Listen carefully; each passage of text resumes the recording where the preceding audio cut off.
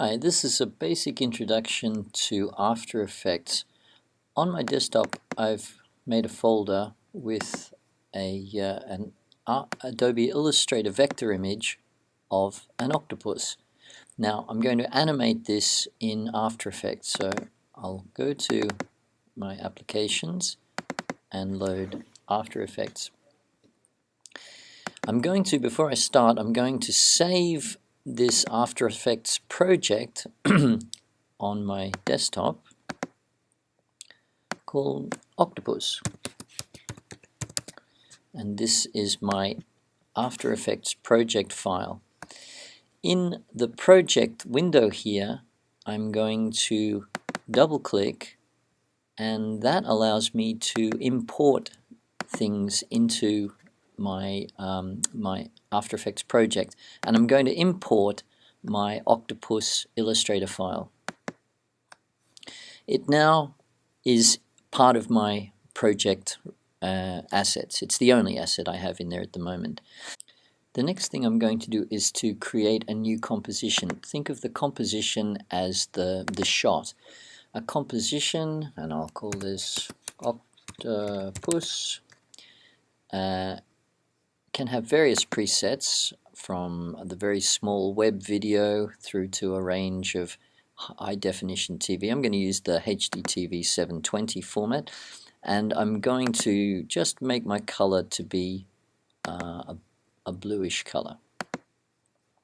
That's all I need to set at the moment. The default frame rate is 29.97 frames per second, and I'm just going to OK that. Now, my composition sits down in this timeline section here where the layers and the timeline sits. I'm going to drag my Octopus AI file down into my layers, and that places it in the center of my screen and places it for a default of 30 seconds. So I'm going to first of all have my octopus move across the screen in, say, 10 frames. So I'm moving him to start with off to the side here, and then I'm going to open up some of the properties in my layer by clicking on these little down arrows here. The one I'm going to shift is the position. So when I click on position, it puts what we call a keyframe into where the playback head is. So I'm going from here to, let's say, 4 seconds, 2 seconds in. And I'm going to, at the 2-second mark, drag my octopus across to the other side of the screen and let go.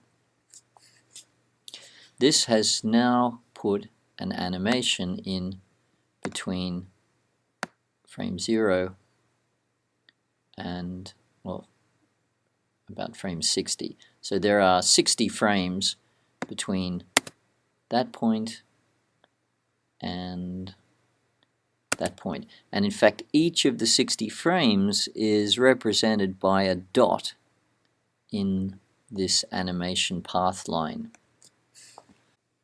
So let's try as another exercise. Let's try making him move in a curve. So I'm going to pick up where I left off. I'm going now to put the playback head on the 4-second mark and drag our octopus back somewhere onto the screen. Now I'm going into the halfway point, like around 3 seconds, and that's so as I move back between 2 seconds and 4 seconds, I can see where my octopus would be at any time. Around the 3-second mark he's here, but I'm going to lift him up a bit, and we'll find that we get a nice curve between these points, and even some Bezier handles if we want to try controlling the path a bit more precisely. So let's see what that looks like.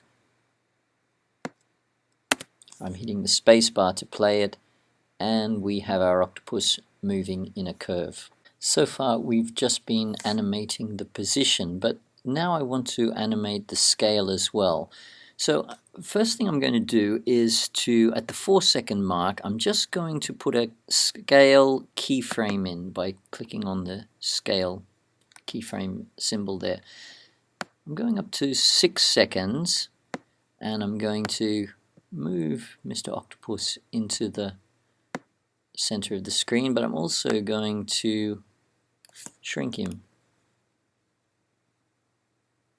So let's see what happens now.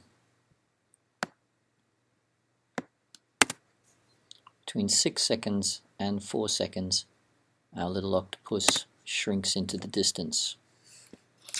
So just to finish off this guy's movement, let's bring him back towards the camera and off the screen. So I'm going up to 8 seconds and I'm going to make him larger, holding the shift key down to keep him in proportion, and I'm going to move him off the screen. So that's fine like that. So we now have the full movement of going across the screen in an arc away from the camera and then bouncing back towards the camera. I'm happy with that movement, and I'm going to close this character off now. I'm just grabbing the end of his 30 seconds there, and I'm going to shorten this down to the last frame. Let me just check I haven't lost anything there. Okay, so starts at 0 and there's my whole movement. For this next part, I'm going to create 2 new layers, both with my octopus, and I'm going to call this one No Ease, and the second one I'm going to rename it Ease. So with both of these, I'm going to just drag them across to the side here and shrink them down a bit. They don't need to be exact, just to demonstrate what we're doing here. So for the first one here, I'm going to, this is this one here.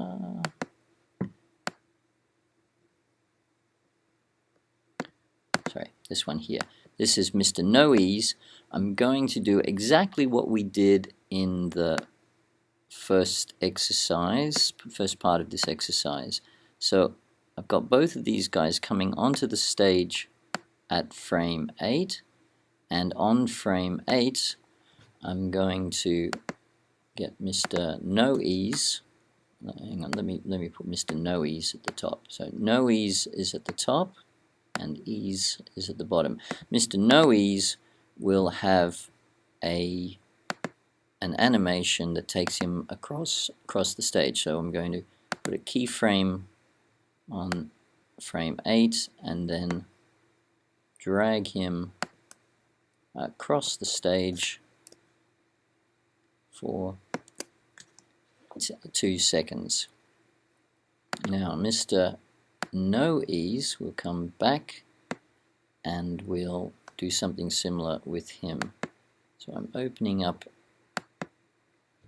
his layer options, putting a keyframe on frame 8, dragging him across to frame 10, and we'll make him finish in about the same place. So at the moment, if I play that, they both move more or less at exactly the same speed. Now, what I want to do with Mr. Easing is on each keyframe, I'm going to right click and go to the keyframe assistant and put the easing. I'm using the Easy Ease option. And so if I do Easy Ease on both of his keyframes, Now we see the dots are bunched up at the beginning and bunched up at the end. And if we play it, he takes longer to get started, goes faster in the middle, and longer to slow down. This slowing down and speeding up is called easing. We ease into a position and we ease out of a position. Nice thing about the keyframes is that you can cut and paste them. If, for example, if we want to bring these guys back to where they started from, I can do that by just copying and on frame 12 pasting the keyframes, and the same for the other guy. Copy and paste. So now if we start at frame 8, they move very nicely across the stage and then just back, and we can see that full effect of the easing that helps to turn around Mr. Easing. Makes it much more natural, makes him appear as though he has weight. Now the last thing I want to show you is that when we move things, especially when things move a bit fast, they can be a bit jerky. You can start to see the actual image moving. Clunk, clunk, clunk, clunk, clunk. So there is another function of the layer called layer blend, and we can get it by clicking into this little square here. It's also up here, in fact, but we can set it for this layer, but not further. So I'm setting on Mr. Easing. I'm also giving him motion blur.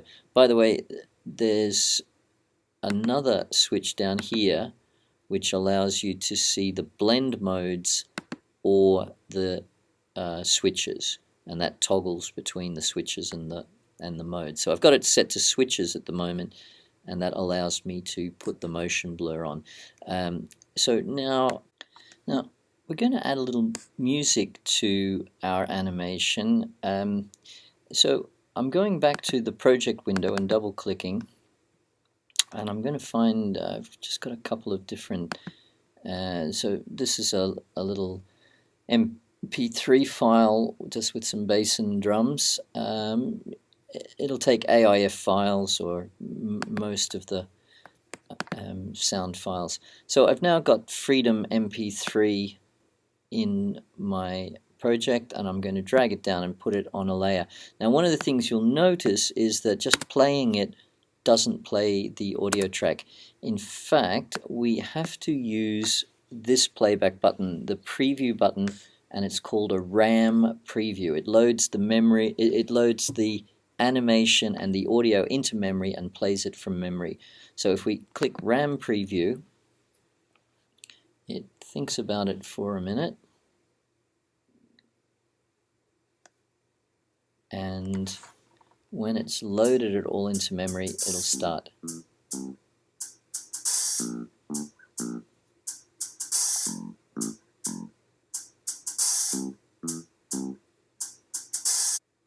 So the last thing I want to do is to take my movie down from 30 seconds to 14 seconds, and I want to fade out my music from the last 2 seconds. So I'm just going to my audio track, and I'm going to set a audio levels keyframe. It starts off at 0 decibels of gain.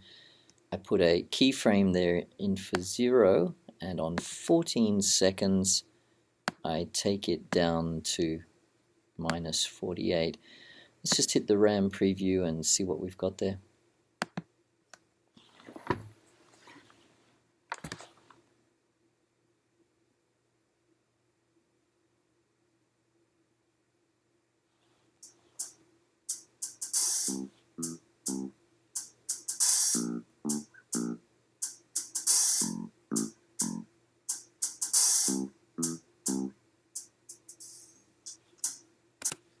And it's looping, but that's doing what I wanted to do.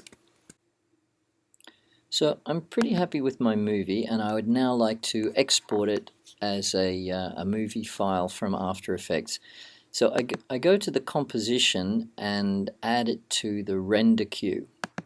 Now that opens up, instead of my timeline, that opens up a tab down here called render queue. And I can output the movie. I'm going to leave the settings as the best settings. The output mode is lossless. The default for lossless is a MOV file, M-O-V, and I'm clicking on here to define where I'm going to save it. I'm going to save it in a subfolder called Final, and I'm going to save it as Octopus, and then I'll just save. So that's set up here as the output, and it's in a render queue. Now I can hit the render button, and this should take about 5 seconds to render this little animation. A bit more, 10 seconds.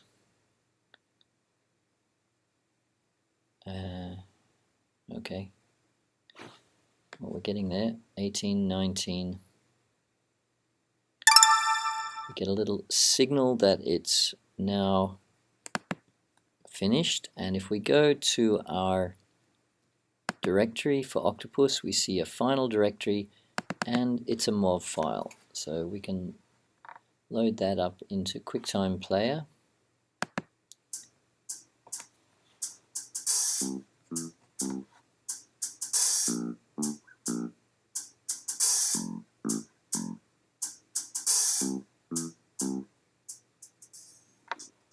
And that's my finished film. So that's the basic introduction to After Effects animation.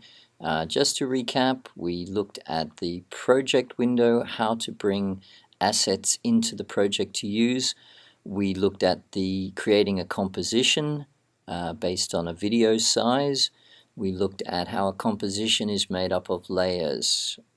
We looked at how layers can be animated to create movement, and we looked at easing and motion blurring and not using them, and then finally we put a soundtrack onto our video and onto our composition, and we exported it as a movie. So with just that small set of processes and tools, you should now jump into After Effects, take a simple shape and animate. Try some things like animating the rotation, animating a flip, for example. There's lots of possibilities. Okay, have fun.